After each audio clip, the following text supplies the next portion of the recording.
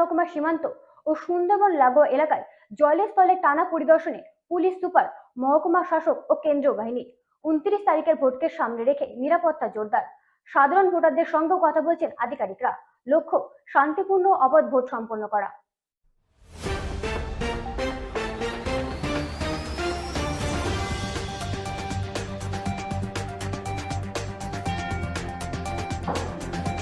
ভোটের আগে সীমান্ত ও সুন্দরবন সংলগ্ন এলাকায় জল ও স্থলপথে লাগাতার পরিদর্শনে প্রশাসন ও কেন্দ্রীয় বাহিনী।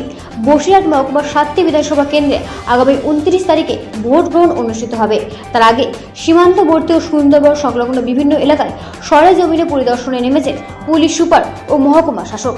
তাদের সঙ্গে রয়েছে কেন্দ্রীয় বাহিনী। এই পরিদর্শনের অংশ হিসেবে প্রশাসনের আধিকারিকরা জল ও স্থল দুই পথেই বিভিন্ন স্পর্শকাতর এলাকায় নজরদারি চালাচ্ছেন। পাশাপাশি সাধারণ ভোটারদের সঙ্গেও কথা বলে তাদের আস্থা অর্জনের চেষ্টা করছেন। প্রশাসনের মূল লক্ষ্য সমগ্র ভোট প্রক্রিয়াকে শান্তিপূর্ণ, অবাধ ও সুষ্ঠুভাবে সম্পন্ন করা।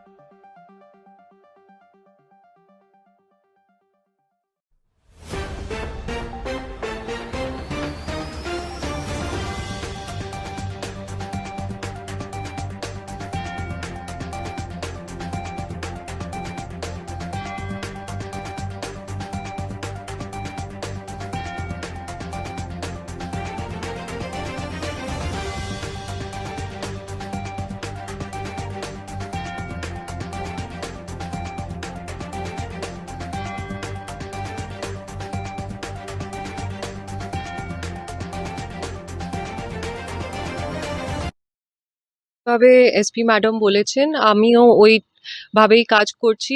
এখন civil administration and police administration সাথে রুট মার্চ করছে, সিএপিএফও আছে, অ্যান্ড উই উইল এনশোর কি free, fear free and peaceful voting হবে এবার। জসলিন কর।